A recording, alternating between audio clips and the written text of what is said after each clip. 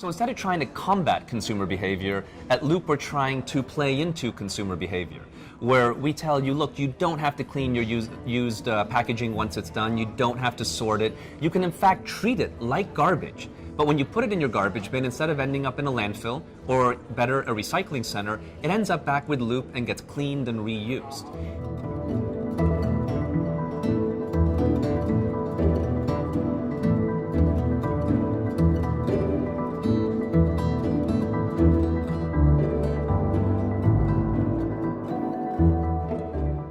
Loop is all about how do we match the convenience of disposability by giving consumers the closest thing to a disposable experience while acting reusable.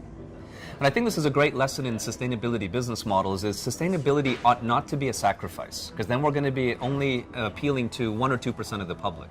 If sustainability could be better, a better future, where it happens to be more sustainable, then consumers will flock to that in a much bigger way.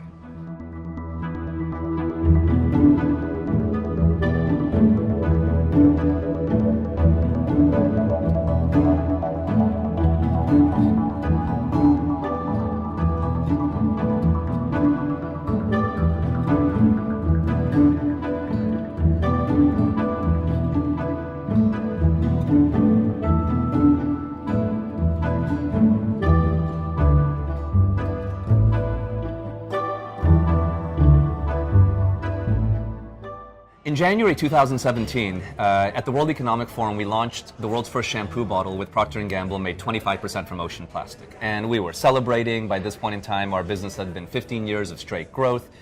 And it was a great moment to step back and ask ourselves, is recycling and making from recycled materials, the core of the TerraCycle business, the answer to waste? And in that moment, I remember this so clearly at Davos, we realized that it is critically important, but only the solution to the symptom of waste. And that question led on a journey to say, okay, if recycling is not the foundational answer to eliminating the idea of waste, what is? And we realized that the real foundational cause of waste is disposability, or using things once. Which then asked the question, how do we make durability or reusability mainstream and at scale? And that's where Loop was born.